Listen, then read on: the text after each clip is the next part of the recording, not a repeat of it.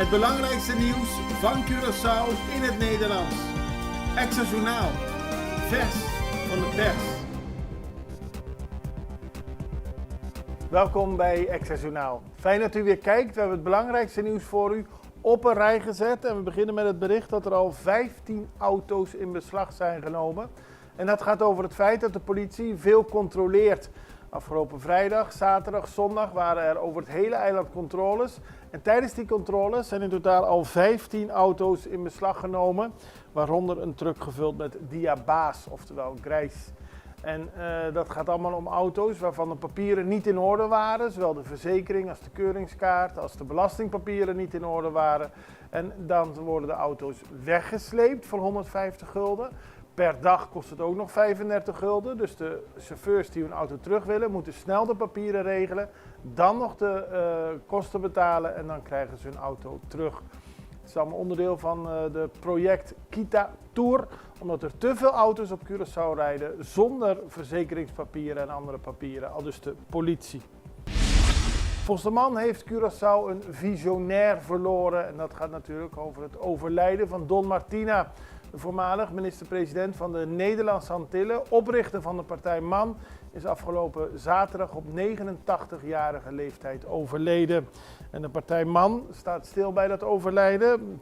Don Martina was leider van die partij tussen 1971 en 1999. En volgens de partij was Martina een groot politiek leider, maar vooral ook een visionair. Zoals gezegd was hij minister-president van 1979 tot 1984 en van 1986 tot 1988. Tijdens zijn periode als premier leidde hij onder meer de besprekingen over de staatkundige toekomst van de eilanden, die uiteindelijk resulteerden in de status aparte van Aruba. Ook na zijn vertrek als leider van de PAR bleef hij de partij kritisch volgen. Hij zegde zijn lidmaatschap op toen de partij samen ging werken met MFK en Weber Soberano in 2010, maar keerde in 2016 terug, net als de andere leden van zijn partij. En Steven Martina, de zoon van Dom, is nu nog steeds parlementariër voor de MAN in het Curaçaose parlement. 3 auto's in brand gestoken, dat gebeurde zondagochtend in alle vroegte. Toen werd de politie en de brandweer gebeld. Die moesten komen naar een terrein in Sanssouci. Er stonden 3 auto's in de brand. De brandweer heeft snel gehandeld, want op het hele terrein stonden wel meer auto's, wel een stuk of 15. Die zijn gelukkig niet in brand gevlogen. Alles wijst erop dat de auto's in brand zijn gestoken. En er wordt nu onderzocht wie dat gedaan heeft en ook waarom. 23 standplaatsen voor vuurwerk. In de loop naar het eind van het jaar waren er berichten dat er te weinig of geen vuurwerk op Curaçao zou komen. Nou, dat is gelukkig goed gekomen. Er zijn 23 standplaatsen aangewezen om vuurwerk te verkopen. En die worden tussen 24 en 26 december gecontroleerd. Tussen 27 en 31 december wordt er vuurwerk verkocht. En dat mag tussen 8 uur 's ochtends en 8 uur 's avonds. En om het te kopen moet je minimaal 16 jaar oud zijn. Er zijn 13 standplaatsen in het gebied Pariba van Curaçao en 10 in Pabau. Hoge belastingopbrengst in november, dat is nieuws van het ministerie van Financiën. Er is meer belasting binnengekomen in de maand november dan was begroot. Volgens de begrotingen zou er nu in november voor het hele jaar 2,01 miljard gulden aan belasting binnen zijn gekomen. En dat is 2,09 miljard. Het gaat om enorme bedragen. En dat gaat vooral omdat er meer omzetbelasting geïnd is en meer inkomstenbelasting. Ook zijn bij de sociale premies meer inkomsten binnengekomen dan begroot. En dat leidt ertoe dat we dadelijk in 2024 meer belasting binnenkrijgen dan was begroot. En dat is vooral voor de minister van Financiën, Javier Silvania, goed nieuws. Maar eigenlijk ook voor de hele gemeenschap, omdat het geld gebruikt gaat worden voor de gemeenschap. Sint-Jacoba, genoemd als medewerker CAM. Dat is een opmerkelijke ontwikkeling in de politiek. Zoals u weet is Miguelangelo Martinez, de leider van CAM, zit nog vast. Hij is afgetreden, of hij heeft zich teruggetrokken als statenlid. Anthony Gaudet, die was de fractiemedewerker, die is nu parlementariër en de partij heeft nu een nieuwe fractiemedewerker, de naam daarvan genoemd. Die moet dan bekeken worden of die dat daadwerkelijk kan worden. En dat is Raichel Sint-Jacoba, maar die heeft bij de vorige verkiezingen het best goed gedaan met zijn partij Un Cambio pa Curaçao. Hij haalde net niet voldoende stemmen voor een zetel. Hij blijft bij Un Cambio pa Curaçao voorlopig. Hij ziet geen reden om weg te gaan en wordt nu fractiemedewerker van de CAM om politieke ervaring op te doen. We gaan nu kijken of die wordt goedgekeurd en dan krijgen we een nieuwe samenwerking binnen de Curaçaose politiek. Gevaarlijke verkeerssituatie bij Dr. Maalweg. Het is soms ongelooflijk dat in het drukke Salinha, waar de hele dag door verkeer is, iets wordt gebouwd wat uiteindelijk illegaal blijkt te zijn. Tenminste, dat meldt de Extra vandaag. Er is sprake van een overgang over een rooi om naar het grote terrein bij de Dr. Maalweg in Salinha te komen. Waar nog geen officiële weg is er een illegale overkapping gemaakt. En het is gevaarlijk en het is ook niet duidelijk waarom het gedaan is. Er zijn nu verschillende activiteiten op dat plein, maar de Extra besteedt er aandacht aan en vraagt de autoriteiten te kijken of dit wel mag en of dit geen gevaar oplevert. We gaan even over naar een break. We zijn zo bij u terug. Extra in Nederland. Van Amsterdam tot Arnhem, van Groningen tot Maastricht. Extra is erbij. Volg Extra Digitaal en blijf op de hoogte van de belangrijkste ontwikkelingen in Nederland. Extra Digitaal is te zien op verschillende platforms en kanalen zoals WhatsApp, YouTube, Facebook, Instagram en ook TikTok. Wilt u ons op de hoogte brengen van een evenement of iets doorgeven? Neem contact op via WhatsApp, e-mail, Facebook of bel gewoon 06 1364 2945. Volg of abonneer je op Extra Digitaal. Klik aan en volg ons.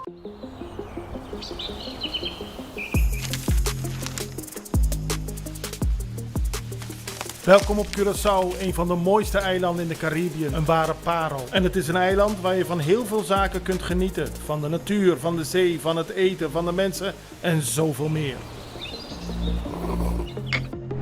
Curaçao is een eiland waar heel veel gebeurt op het gebied van politiek, cultuur, sport en zoveel meer. En Extra Journaal brengt het belangrijkste nieuws van Curaçao. Maar we hebben ook aandacht voor al het nieuws op Bonaire en Aruba en op de bovenwinden, Saba, Sint Maarten en Sint Eustatius. En we belichten al het nieuws van alle kanten. Het nieuws is duidelijk, actueel en vers van de pers. Extra Journaal, elke werkdag op Salto. Op Curaçao zijn we de hele dag bezig met het maken van Extra Journaal. Volg ons op je favoriete Amsterdamse zender, Tauro.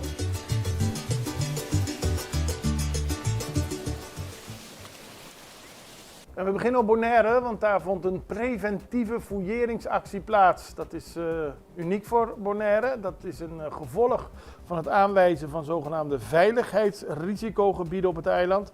En afgelopen zaterdagochtend tussen 9:30 's avonds en 1:30 's nachts werden de eerste preventieve fouilleringsacties gehouden in verschillende horecagelegenheden, op openbare plekken en in voertuigen.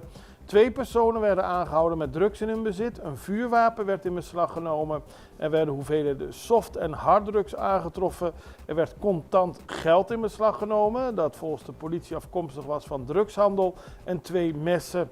Ook vond er een huiszoeking plaats die te maken had met drugs en is er een auto in bewaring genomen.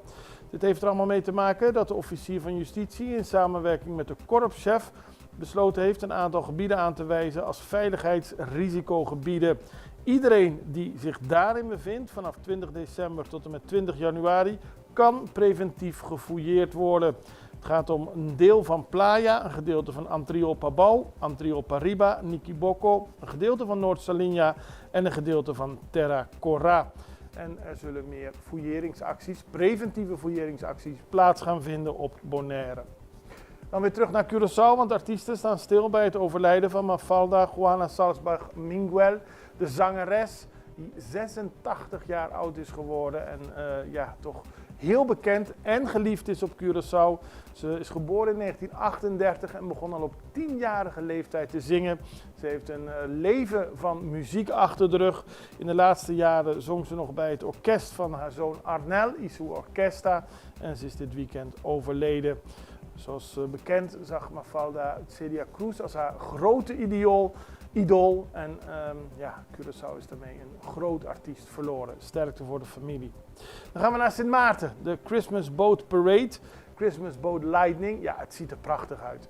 Afgelopen zaterdag in Sint Maarten was er een optocht 's avonds met boten die versierd waren voor Kerstmis. Ja, het is eenvoudig te verzinnen, maar de uitwerking ziet er echt prachtig uit. Het is een samenwerking van het toerismebureau en de haven van Gallis Bay. Het is een optocht van ongeveer 30 boten. Die begon om 6:30 in de baai van Marigot.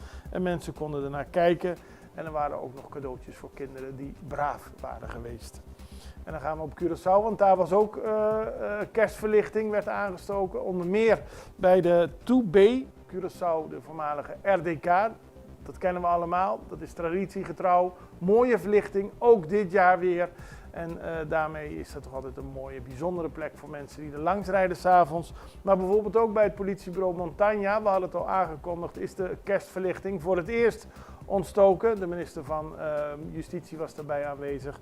En zo ziet Curaçao er met kerst 's avonds weer mooi uit. Veel huizen zijn trouwens ook verlicht. Niet zoveel als vroeger, maar toch als je 's avonds op straat rijdt, zie je veel mooie verlichting.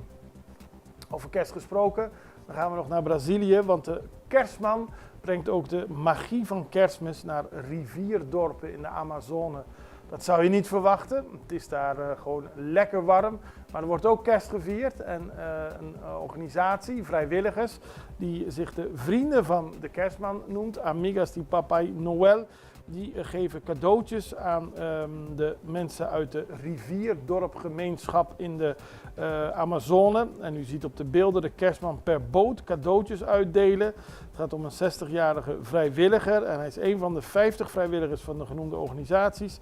Die zijn sinds de oprichting in 1998 cadeautjes aan het uitdelen aan meer dan 150.000 kinderen in de plattelandsgebieden van de Amazone die niet gewend zijn cadeautjes te krijgen. En het is een hele operatie vaak om er te komen, maar het levert mooie beelden en vrolijke kindergezichten op.